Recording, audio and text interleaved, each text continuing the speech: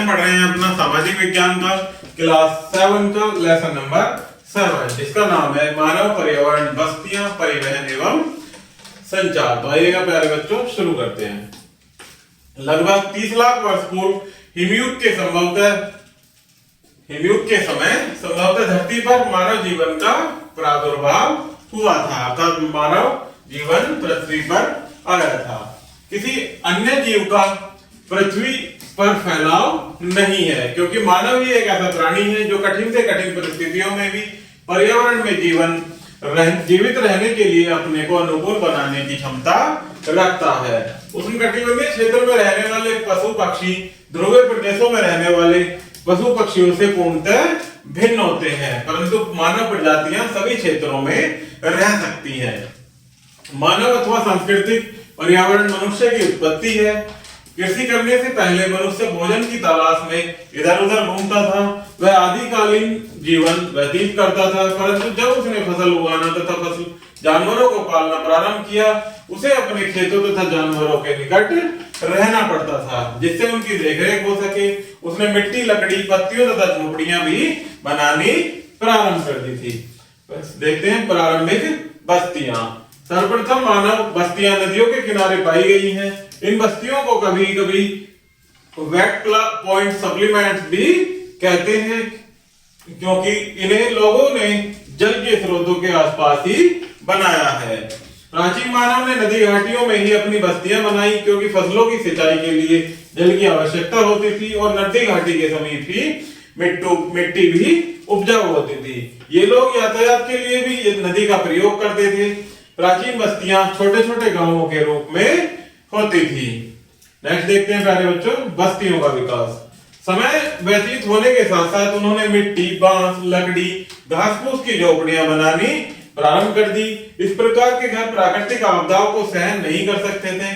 तेज हवा तथा वर्षा आने पर इन घरों की छतें उड़ जाती थी या टूट जाती थी। कई शताब्दियों के पश्चात जब मानव ने आग तथा धातु की खोज की, तो उसने ईंटों, पत्थरों, लकड़ी, सीमेंट और लोहे के पक्के घरों का निर्माण करना प्रारंभ कर दिया। इसके कारण बड़ी बस्तियों का निर्माण हुआ, जिन्हें शहर या नगर कहा जाता है। पक्के घरों में कई कमरे होते हैं, जैसे सोने का कमरा, मेहमानों का कमरा, स्नान घर, खाना पकाने के लिए तथा सामान रखने के लिए भंडार गृह इत्यादि। बहुमंजिला इमारतों के बनाने का कारण स्थान की कमी है। कुछ बड़े घरों को बंगला भी कहा जाता है। इनमें घर के सामने के भाग में बड़े बगीचे, जिन्हें लॉन भी कहते हैं, वो होते हैं। आगे देखते हैं प्यारे बच्चों परिवहन तथा संचार। बस्तियां बसने के साथ साथ परिवहन और संचार के साधन मानव जीवन का एक अंग बन गए।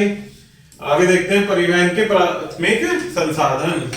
जब मनुष्य नदियों के समीप बस्तियां बनाकर रहा करता था, तो परिवहन के साधन के रूप में नाव का प्रयोग किया करता था। सर्वप्रथम लकड़ी के लट्ठों को नाव के रूप में प्रयोग किया जाता था, जो पानी में तैर सकते थे। इन नावों को राफ्ट कहा जाता था। जो प्रारंभिक नाव थी प्यारे बच्चों, उन्हें क्या कहा जाता था? राफ्ट। धीरे धीरे उसने नाव या किश्ती बनानी प्रारंभ कर दी, जिन्हें चप्पू की सहायता से चलाया जाता था। जब मानव ने पशुपालन प्रारंभ कर दिया, तो वे बड़े जानवरों की पीठ पर बैठकर एक स्थान से दूसरे स्थान पर जाने लगे। पहिए का आविष्कार यातायात के इतिहास की महत्वपूर्ण घटना है। अब वे पहिए की गाड़ी बना सकते थे, जिन्हें पशु या मानव खींचा करता था। इस प्रकार की गाड़ी कच्ची सड़कों पर ही चल पाती थी। आज हम गांवों में कच्ची सड़कें या मार्ग देख सकते हैं। ये सड़कें वर्षा ऋतु में कीचड़ से भर जाती थी, परंतु पक्की सड़कों के बनने से प्यारे बच्चों यातायात साधन काफी सुगम और सरल हुआ है। आगे देखते हैं यातायात के आधुनिक साधन। सभ्यता के विकास के साथ अधिक तीव्र गति के और अच्छे यातायात के साधनों की आवश्यकता हुई, जिससे लोग अधिक दूरी कम समय में तय कर सकते थे। खनिज ईंधनों की खोज के कारण कोयला और खनिज तेल आधुनिक यातायात के साधनों को बहुत सहायता मिली, जैसे पक्की सड़कें, रेलगाड़ी की पटरियां, जलयान और वायुयान इत्यादि का निर्माण हुआ। नेक्स्ट है प्यारे बच्चों सड़कें। पक्की सड़कें पक्की ईंटें, सीमेंट और तालकोल से बनाई जाती हैं। ये सभी मौसमों में उपयुक्त हैं। भारत के सभी शहर, नगर तथा कई गांव इन्हीं सड़कों के कारण एक दूसरे से जुड़े हुए हैं। सड़क यातायात सबसे लोकप्रिय यातायात का साधन है। इससे घरों तक पहुंचने में सुविधा होती है। सड़कों का निर्माण रेल मार्ग की तुलना में कम खर्चीला तथा आसान है। रेल मार्ग अत्यधिक खर्चीला होता है प्यारे बच्चों, परंतु उसकी तुलना में सड़कों का निर्माण कम खर्च वाला है। सड़कें पहाड़ी क्षेत्रों में भी बनाई जा सकती हैं, परंतु अधिक दूरी के लिए सड़क यातायात इतना सुविधाजनक नहीं है जितना रेल यातायात। अर्थात हम लंबी दूरी अर्थात अधिक दूर जाने के लिए रेल साधन का ही उपयोग कर सकते हैं।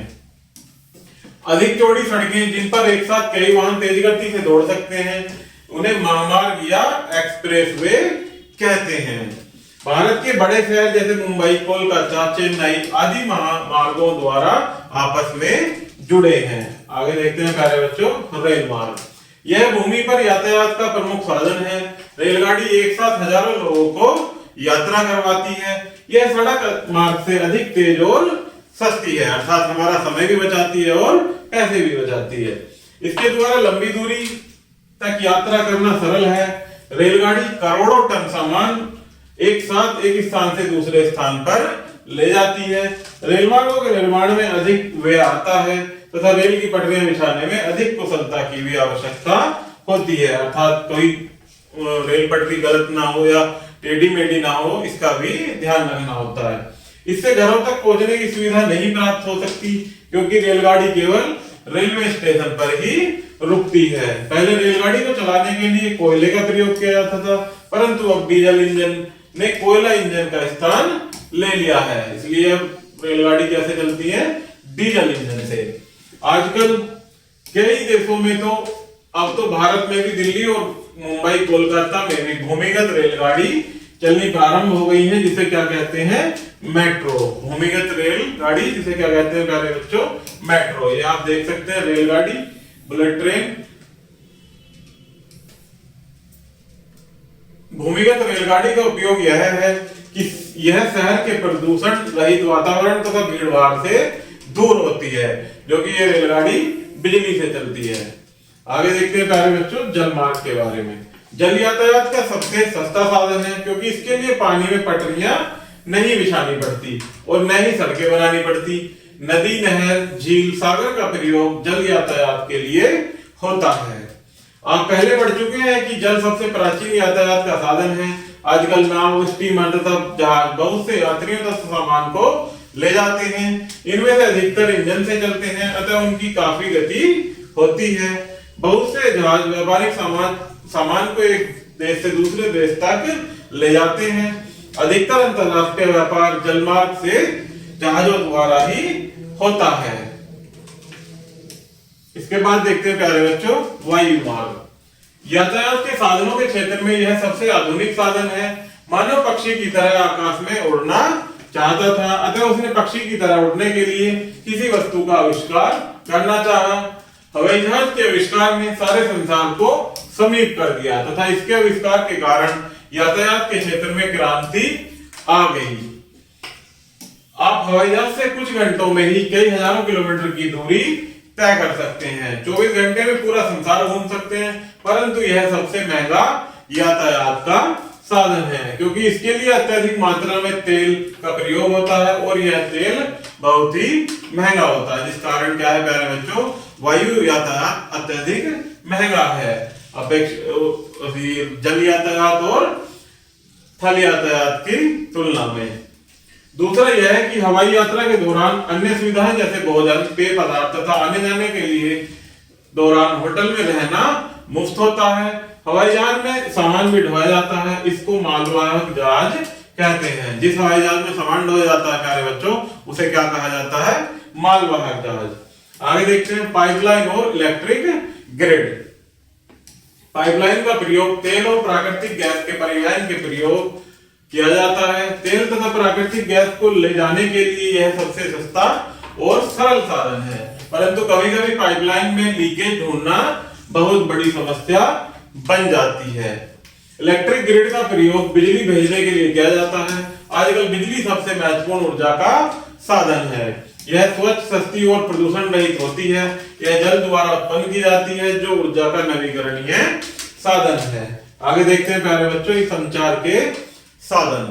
यातायात के साधनों द्वारा लोगों तथा सामानों को एक स्थान से दूसरे स्थान या एक देश से दूसरे स्थान भेजा जाता है, जबकि संचार के साधनों से जैसे पत्र, टेलीफोन, बेतार, रेडियो, टेलीविजन और अखबारों द्वारा संदेश एक व्यक्ति अन्य व्यक्तियों तक भेजा जाता है। संदेश कभी कभी एक व्यक्ति या कभी कभी बहुत सारे व्यक्तियों को एक साथ भी भेजा जाता है। संचार के साधनों को दो वर्गों में बांटा जा सकता है, जिसमें पहला व्यक्तिगत संचार के साधन और दूसरा जनसंचार के साधन। ये आप देख सकते हैं प्यारे बच्चों, तार, मोबाइल, इंटरनेट, रेडियो, टीवी और प्रोजेक्टर, ये क्या है? सभी संचार के साधन। पत्र तथा टेलीफोन इत्यादि व्यक्तिगत संचार के संसाधन हैं। आजकल फैक्स मशीन और इंटरनेट, कंप्यूटर का प्रयोग भी व्यक्तिगत संचार के साधन के रूप में किया जाता है। टेलीविजन, अखबार और जनसंचार के साधन है। सिनेमा सबसे महत्वपूर्ण जनसंचार का साधन है, क्योंकि यह देश की संस्कृति को दर्शाता है। यातायात तथा संचार के साधनों ने संपूर्ण संसार को एक वैश्विक गांव बना दिया है। क्या बना दिया है? एक वैश्विक गांव। कुछ मुख्य बिंदु दिए गए हैं प्यारे बच्चों, इनको हम 1 बाय 1 पढ़ेंगे। इसमें पहला है, कृषि तथा पशुपालन के विकास के साथ साथ मनुष्य ने बस्ती बनाकर रहना प्रारंभ कर दिया। नेक्स्ट पॉइंट है कि प्रारंभ में उन्होंने झोपड़ी तथा कच्चे घर बनाकर छोटे गांवों में रहना शुरू किया। धीरे धीरे सभ्यता के विकास के साथ साथ यातायात तथा संचार के आधुनिक साधनों का विकास हुआ। सड़क तथा रेल स्थल यातायात के महत्वपूर्ण साधन है। नेक्स्ट पॉइंट है कि सभ्यता के विकास के साथ साथ आधुनिक संचार और यातायात के साधनों का विकास हुआ। जल यातायात सबसे सस्ता यातायात का साधन है। नाव, स्टीमर, जहाज आजकल इंजन द्वारा चलाए जाते हैं, जिसमें डीजल का प्रयोग होता है। वायु यातायात परिवहन का सबसे महंगा और तेज साधन है। नेक्स्ट पॉइंट है, पाइपलाइन और इलेक्ट्रिक ग्रिड का प्रयोग तेल, प्राकृतिक गैस और बिजली के परिवहन के लिए किया जाता है। नेक्स्ट पॉइंट है, पत्र, टेलीफोन, फैक्स और इंटरनेट इत्यादि संचार के व्यक्तिगत साधन है। रेडियो, टेलीविजन, अखबार और सिनेमा जनसंचार के साधन है। तो प्यारे बच्चों, इस प्रकार से हमारा ये लेसन यही समाप्त होता है। आशा करता हूं कि आपको यह वीडियो जरूर पसंद आई होगी। तो चैनल को लाइक, सब्सक्राइब जरूर कीजिएगा। धन्यवाद।